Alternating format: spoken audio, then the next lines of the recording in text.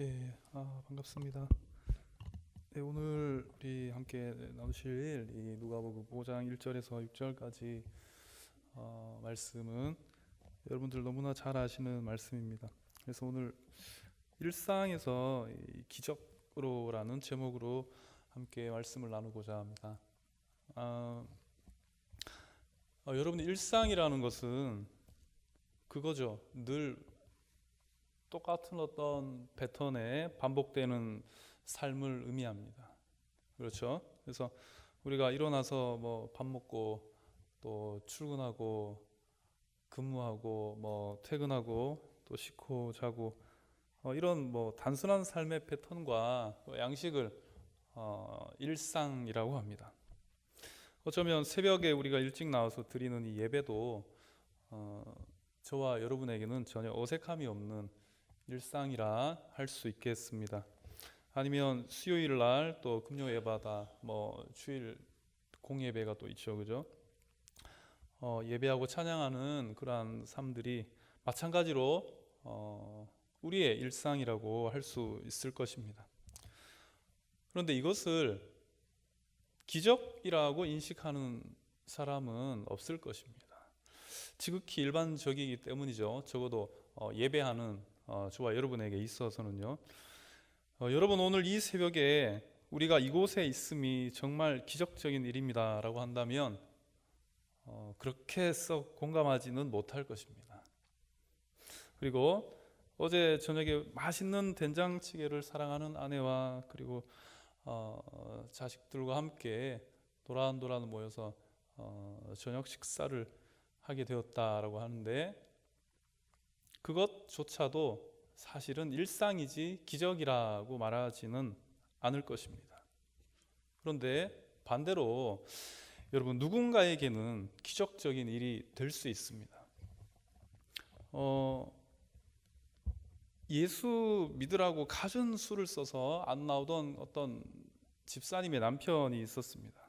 그런데 어느 날 갑자기 이 주일에 여보 나도 당신하고 같이 한번 예배 드리고 싶다. 나 좀 데리고 가면 안 되겠습니까? 이렇게 얘기를 한다면 뭐라고 할 수 있겠습니까, 여러분? 기적이라고 할 수 있습니다. 그렇죠? 그리고 아침형 인간이 있고 저녁형 인간이 있습니다. 근데 저녁형 인간이라 좀 죽어도 새벽 예배는 도저히 힘들어서 못 나오겠다라고 했던 어떤 집사님이 새벽 예배에 나왔을 때 우리는 이것을 야, 저 참 기적적인 역사다라고 이야기할 수 있을 것입니다. 급성 백혈병에 걸린 어떤 지인이 있었습니다. 그래서 그 지인의 소원이 무엇입니까? 당신의 소원이 뭡니까? 라고 물었을 때 그녀가 했던 말이 기억납니다. 지금 당장 병원을 퇴원해서 사랑하는 가족들과 함께 따뜻한 밥 한 공기 그리고 아주 매운 김치찌개 한번 먹어보는 게 소원입니다. 그 사람에게는 매운 김치찌개 먹는 것이 바로 기적과 같은 일일 것입니다. 뇌출혈로 쓰러져서 몇 해 동안 재활병원 병실에 있는 어떤 성도님을 제가 신방을 간 적이 있습니다. 이런저런 또 말씀을 나누고 그리고 기도하면서 뭐가 제일 하고 싶으세요? 라고 물었을 때 그 집사님께서 이렇게 말씀하셨습니다. 빨리 일어나서 산부 예배 같이 한번 드렸으면 좋겠다. 여러분 이런 기적 같은 일이 내게 일어났으면 좋겠다. 목사님 기도해 주십시오. 그런 부탁을 받았을 때 우리에게는 여러분 매일 드리는 이 예배가 어쩌면 일상일 수가 있지만 누군가에게는 기적이 될 수 있다라는 겁니다. 여러분은 어떤 기적을 희망하고 있습니까? 우리가 과연 주님을 따르는 제자로서 그리스도인에게 있어서는 과연 참 하나님께서 원하시는 그러한 기적의 어떤 모양이 있을 것인데 어떤 기적이 바로 성경적인 기적인지 오늘 말씀을 통해서 같이 은혜를 나누겠습니다. 오늘 말씀에는요 저와 여러분들처럼 동일하게 일상의 삶을 살아가는 세 부류의 사람들이 나오고 있습니다. 1절과 2절 같이 합독해 주시기 바랍니다. 시작. 무리가 몰려와서 하나님의 말씀을 들을새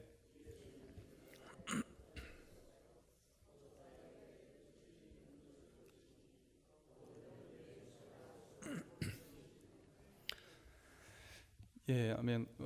세 부류의 사람들이 있습니다. 1절에 보면 무리가 몰려와서에서 이 다수를 의미하는 무리, 그리고 한 사람이죠. 보냄받은, 하나님의 일을 하기 위해서 보냄받은 예수 그리스도 한 분, 그리고 또 다수의 몇 명의 사람들이 나오는데 2절에 보시면 어부틀이라고 나옵니다. 그죠?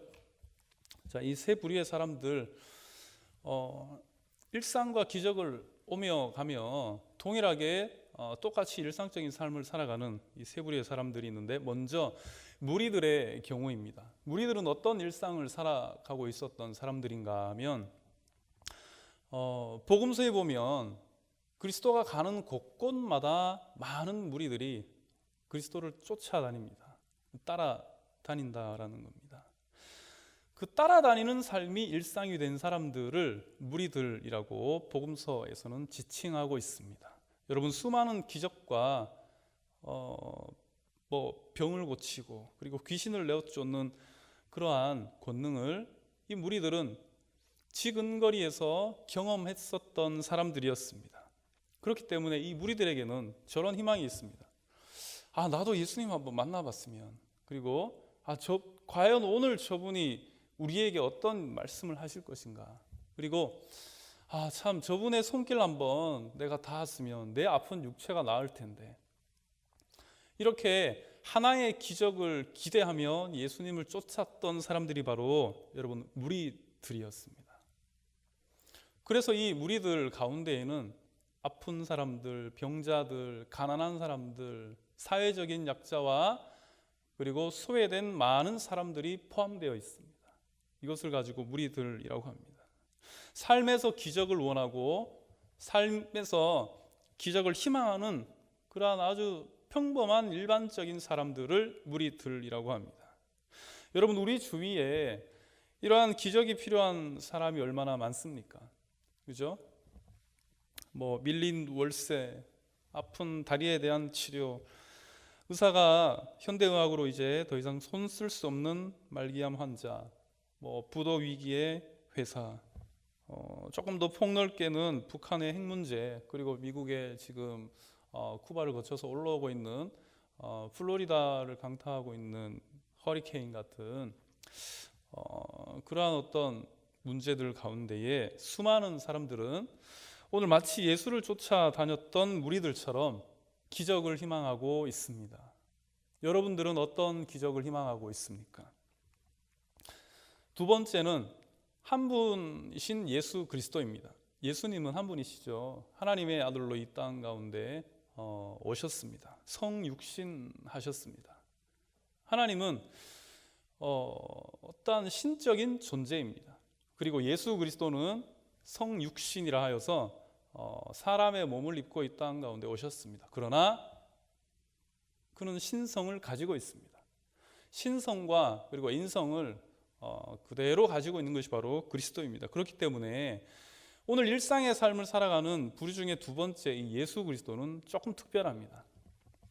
우리 인간계와는 조금 차원이 다르죠. 우리들이 보기에는 기적적인 일들이 예수 그리스도에게 있어서는 바로 일상이었습니다. 오병이어의 기적, 그리고 물로 포도주를 만드신 기적, 갈릴리 호수 물리를 걸으셨던 정말 기적과 같은 일, 더 나아가 죽은 나사로를 살렸던 일, 죽은 사람을 살렸던 일, 못 걷게 된 사람들, 귀신 들린 모든 사람들, 그들을 쫓고 일으키고 눈먼 자를 눈을 뜨게 하셨던 그러한 역사들, 이것이 바로 주님께서 이 땅 가운데 오셔서 행하셨던 기적적인 일상이었습니다. 하나님의 능력과 dynamis라고 하죠. 주님의 그 권능을 가지고 그리스도는 사역하셨습니다. 그렇기 때문에 늘 마음만 먹으면 필요하다라면 기적이 가능한 분이 바로 예수 그리스도였습니다.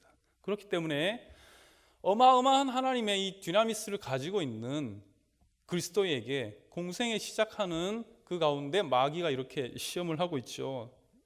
당신이 너가 성전에서 한번 뛰어내려 봐라. 그러면 천사들이 와서 네 발을 이렇게 끊고 잡아줄 것이다. 기적을 행하라라는 겁니다. 그리고 돌로 떡을 한번 만들어 봐라. 40일 금식하고 있는 가운데 기적을 행하라라는 거죠. 그런데 예수님은 거절합니다. 그 시험에, 그 유혹에 넘어가지 않습니다. 그리스도에게 있어서는 여러분 기적이 일상인데 뭐가 어렵겠습니까? 그죠? 그러나 이 기적이라는 것을 예수 그리스도는 함부로 하나님의 능력과 권세를 남발하지 않으셨습니다. 이것이 중요합니다. 그리스도는 기적의 일상이 되는 그러한 능력의 소유자였지만 그 자신의 권위와 자기의 능력을 함부로 여러분 남발하지 않았습니다. 절제할 수 있었던 사람이 바로 예수 그리스도였습니다. 세 번째입니다. 어부들입니다. 베드로와 야고보와 요한이라고 성경은 기록하고 있는데 다른 복음서에서 그렇게 기록하고 있습니다. 어부라는 것은요 직업입니다. 여러분, 직업적인 사람들입니다. 어부들의 일상, 어떤 일상이겠습니까? 배 타고 저 바다로 나가서 고기 잡는 것이 바로 어부들의 일상이죠. 오늘 이 갈릴리 호숫가에 나가서 긴네렛 호수라고도 하고 이 갈릴리 바다라고도 불려지는 이곳이 바로 삶의 터전인 베드로와 요한의 일상은 고기잡이였습니다. 어떻게든 고기 잡는 것이었습니다. 그 삶의 목적도 고기를 잡는 것이었습니다. 그 삶의 가치도 어떻게든 고기 잡아서 내 가정 그리고 내 사랑하는 아내와 자식들 먹여 살리는 것이 일상이었던 삶이 바로 어부였습니다. 특별함이 없죠. 그리고 어떤 변화의 기미도 없습니다. 마치 저녁에 퇴근하고 아침에 출근하는 직장인과 여러분 다를 바가 없는 삶이 바로 베드로의 삶이었습니다. 직장인이 아침에 출근할까 말까 이렇게 고민하지 않습니다. 여러분, 출근하기 싫지만 그래도 가야 되는 것이 직장인이죠. 평범한 어촌의 일상을 떠올릴 수 있는 이 구절 가운데, 그러나 오늘은 여러분 약간은 조금은 다른 상황임을 우리가 알 수 있습니다. 뭔가 하면 이 어부들은 어젯밤에 밤새도록 고기를 잡으려고 그물을 내렸지만 그들이 희망했던 이 만선의 꿈은 이루지 못했습니다. 그렇다면 빈손으로 돌아온 이 어부들의 심정은 어땠을까요, 여러분? 가족들을 향한 걱정과 미안함과 스스로에 대한 어떤 자괴감, 허탈감, 기운이 쏙 빠진 이 베드로라는 가장의 모습을 우리가 떠올릴 수 있을 것입니다. 참 요즘 세상에 이 아빠들의 어깨가 원래가 무거웠지만 아빠들의 이 어깨가 힘겨워 보이는 그런 세상이 아닌가 싶습니다. 월급은 자꾸 또 물가는 자꾸 올라가고 그리고 또 처와 아이들은 좋은 좋은 음식 사 먹이고 해야 되는데 또 회사에서 스트레스 받고 집에 오면 또 아내에게 또 잔소리 듣고 그러면 이 아빠들이 참 힘든 것 같아요, 여러분. 그래서 교회적으로 어떤 교회는 이 아버지 학교까지 하는 교회들이 서울에는 많습니다. 어머니 학교도 있고 뭐 아기 학교도 있고 뭐 부부 학교 많은데요. 아버지 학교도 있습니다. 이 베드로가 어떻게 보면 이 가장으로서의 슬픈 자화상을 우리에게 그려주고 있다라고 생각합니다. 아마 베드로에게는 그물을 씻고 있는 이 어부 베드로에게는 지금 위로와 격려가 필요했을 것입니다. 그렇기 때문에 여러분 중요합니다. 주님께서 이 배에 오르셨습니다. 베드로는 배의 선주였습니다. 예수 그리스도께서는 이 배에 오르셨습니다. 3절입니다. 같이 합독하시겠습니다. 시작. 예수께서 한 배에 오르시니 그 배는 시몬의 배라. 육지에서 조금 떼기를 청하시고 앉으사 배에서 무리를 가르치시더니. 아멘. 예, 이 가운데 기적을 갈망하는 사람들의 부류는 무리들이었지만 우리 생각으로 봤을 때 기적을 바라고 예수님을 쫓아왔었던 무리들 가운데에 예수님이 내려가고 찾아가야 어떻게 보면 합리적일 수가 있을 것입니다. 그런데 전혀 다른 어부였던 베드로의 배에 예수님은 오르셨습니다. 전적인 예수님의 결정이었고 선택이었습니다. 베드로는 그저 그의 일상에 충실했고, 그리고 어제는 허탕치고 돌아와 지금은 정말 희망 없이 그물을 싣고 있었을 뿐이었습니다. 그리고 시몬 베드로는 무리들과는 다르게 예수님을 쫓아다니지도 않았습니다. 이때 당시에 메시아 붐이 일어났었던 이 유대 갈릴리 지역에 기적을 쫓아 예수님을 따라다녔던 이 무리들, 그 시대적인 조류와는 전혀 별개인 것처럼 정말 이 갈릴리라는 폐쇄적인 공간에서 오로지 자기의 생업에만 열심이었던 사람이 바로 베드로였습니다. 그게 일상이었습니다. 그런데 그 베드로의 배에 그리스도께서 올라가셨습니다. 무리들 입장에서 보면 오늘의 이 사건들, 오늘의 이 이야기들은 무리들 입장에서 봤을 때는 와, 저 사람 정말 개탔구나라고 생각할 수 있습니다. 공감하시죠? 자, 여러분, 이 베드로에게 일상이 기적인, 그리고 기적이 늘 일상인 예수 그리스도께서 다가가신 이유가 무엇일까요? 우리는 예수 그리스도의 행동과 또한 그분의 말씀, 어떠한 동작과 움직임, 주님의 감정 하나하나 우리는 면밀하게 살펴봐야 되고, 그 호흡 하나까지도 놓쳐서는 안 됩니다. 왜냐하면 그 말씀 가운데 또한 기록된 성경에 그리스도를 향한 증언들 모두가 결국에는 저와 여러분들을 향한 말씀이기 때문입니다. 그렇다면 기적의 일상인 이 그리스도께서 선주인 베드로에게 뭐라고 명하셨는가? 4절과 5절 같이 합독하시겠습니다. 시작. 말씀을 마치시고 시몬에게 이르시되 깊은 데로 가서 그물을 내려 고기를 잡으라. 시몬이 대답하여 이르되 선생님, 우리들이 밤이 새도록 수고하였으되 잡은 것이 없지만은 말씀에 의지하여 내가 그물을 내리리이다 하고. 아멘. 예, 잘 아시다시피 갈릴리 바다에는 호수라고도 하고 유대인들은 바다라고도 표현합니다. 깊은 곳에는 고기가 없습니다, 여러분. 어부들은 깊은 곳에 그물을 내리지 않습니다. 그러나 오늘 배에 오르신 주님은 이 베드로에게 깊은 데로 가서 그물을 내려라라고 말씀하셨습니다. 시몬의 입장에서 우리가 생각해 봅시다. 베드로의 입장에서 생각을 해본다면 그는 고기 잡기 위해서 깊은 데로 나아가기 위해서 어떠한 결단을 해야 됩니다. 그것이 뭔가 하면 그물을 다시 세팅해야 되죠. 그리고 깊은 곳까지 나아가야 되는 수고와 번거로움이 분명히 존재합니다. 그러나 베드로는 주님, 깊은 곳은 안 되는데요. 갈릴리에서는 제가 이 지역에 정말 토박입니다. 그런데 갈릴리에서 깊은 곳에는 그물을 잡지 않습니다. 라는 변명조차 하지 않고 깊은 곳에 가서 그물을 내려라 라고 했을 때 말씀에 의지해서 베드로는 그냥 그물을 가지고 다시 나아갑니다. 굉장히 의외의 모습을 우리가 볼 수 있습니다.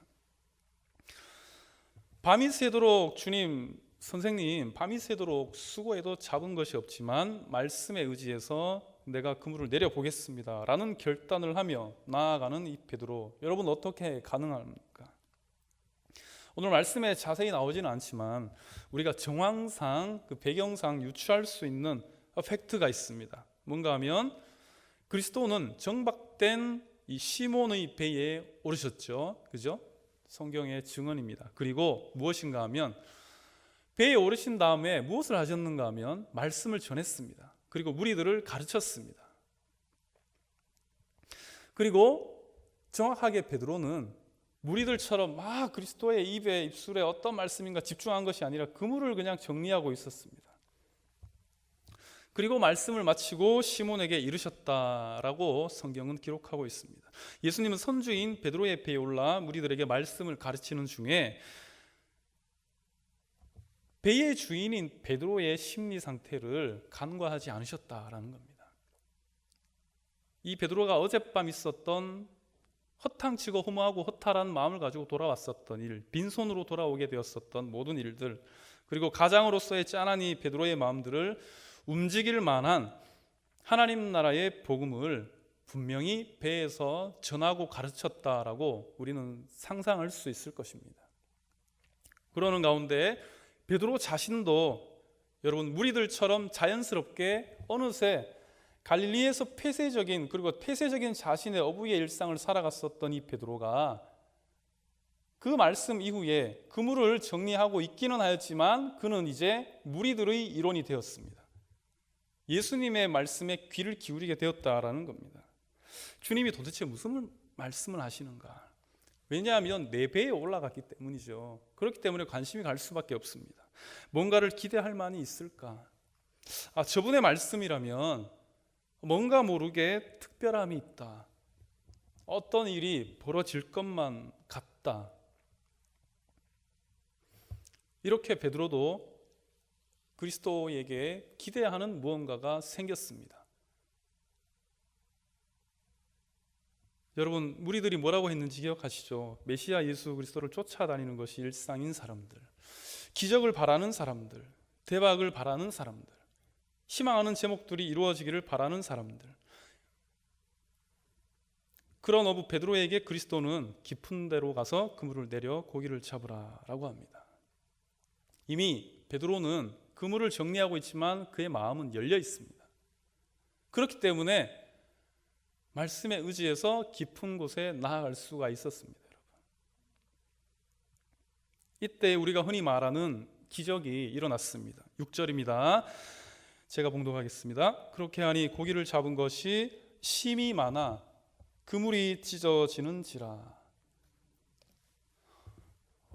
그물이 찢어질 정도의 이 만선이라고 합니다. 여러분, 무수한 셀 수 없는 고기를 잡게 되었습니다. 어젯밤 그렇게 수고하며 애쓰며 그물을 내렸는데도 빈손이었는데 깊은 곳에 가서 그물을 내렸더니 이 만선의 기적이 베드로에게 일어났습니다. 그리고 중요한 것은 무리들이 그 장면을 목도합니다. 야, 어떻게 저렇게 만선이 가능할까? 저 깊은 곳에는 고기가 없는데 역시 예수님이구나. 무리들은 보았습니다. 역시 우리 이스라엘의 왕으로서의 자격이 있는구나. 병고침도 보았고 귀신도 쫓고 죽은 나사로도 살리고 그리고 이제는 갈릴리 바다에서 고기까지. 그러나 우리가 여기까지는 일반적인 표면적인 기적이라고 여러분 아셔야 됩니다. 이것은 기적의 완성이 아닙니다. 여러분, 물고기를 많이 잡은 것은 표면적인 기적일 뿐이지 기적의 완성이 아닙니다. 그물이 찢어질 정도로 고기를 잡았다라고 칩시다. 그런데 뭐가요, 여러분? 잡았습니다. 그런데 뭐가요? 왜 잡았습니까? 무엇을 잡았습니까? 무엇을 위해서 잡았습니까? 몇 해 전에 우리 한국 교계에서 굉장히 이슈가 되었던 그런 사건이 있습니다. 어떤 목회자의 집회에서 우리가 이빨 충치 치료할 때 쓰는 그 아말감이라고 하죠. 그 아말감이 덮어 씌우는 그 아말감이 이제 금으로 변했다라는 그러한 어떤 사건들 때문에 굉장히 교계에서 이슈가 되었던 사건이 있었습니다. 아말감이 금으로 변했다. 여러분 믿으세요? 저는 못 봤기 때문에 못 믿겠습니다만 그것을 직접 본 사람이 있습니다. 정말 대단한 일이겠죠. 아말감은 수은 성분이라고 하는데 그 수은이 금으로 변했답니다. 여러분, 얼마나 기적입니까? 그죠? 금으로 변했는데 뭘 어쩌라고요? 우리가 기적을 과연 어디까지 보는가가 굉장히 중요한 문제입니다. 내 부엌에 내 쌀에 내 곳간에 쌀이 텅텅 비었는데 어느 날 자고 일어났더니만 기적이 일어나서 곳간에 쌀이 가득 찼다고 합시다, 여러분. 그리고는요, 쌀은 또 떨어집니다. 금은 영원하지 않습니다. 베드로의 일상에 오늘 일어났던 기적도 마찬가지입니다. 그물이 찢어질 만큼 고기를 잡았습니다. 그런데요, 어쩌라고요? 고기는 내일 또 잡으면 되죠. 모래도 잡으면 되죠. 이 갈릴리 바다에서 어부였던 베드로가 그 누구보다 이 낚시의 달인이었을 겁니다. 아주 프로페셔널한 어부였을진데 오늘 한번 만선이 되었다고 무엇이 그렇게 이 사람에게 영향력이 있겠습니까? 과연 예수께서 보여주시고자 하는 기적의 의미가 어떤 의미일까요, 여러분?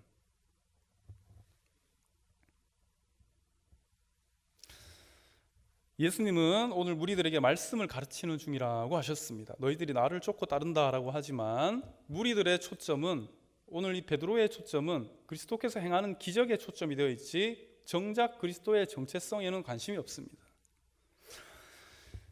그런데 예수님은 무리를 통해서 또 이 베드로를 통해서 무리에게 가르치고 있습니다. 무엇을 가르치는가 하면 이게 정말 기적이다라는 것을 보여주고 있습니다.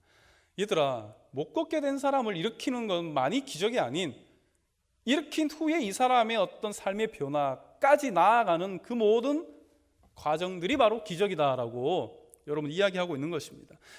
이 사건의 결말이 어떻게 됩니까? 그물이 찢어질 만큼 고기를 잡은 후에 이 사건의 결말이 어떻게 됩니까? 베드로는 죄인임을 고백합니다. 그리고 11절 같이 읽어보겠습니다. 시작. 그들이 베드로를 육지에 대고 모든 것을 버려두고 예수 그리스도를 따르니라. 아멘. 여기까지가 기적의 완성입니다, 여러분. 예수를 따르니라, 곧 제자라고 표현합니다. 예수 그리스도의 제자가 되었다. 내가 주님을 따르겠습니다. 하나님, 내가 주님의 제자가 되겠습니다 라고 결단하는 베드로의 삶이 여러분 기적이라는 겁니다. 이것이 바로 기적의 완성임을 성경은 증언하고 있습니다.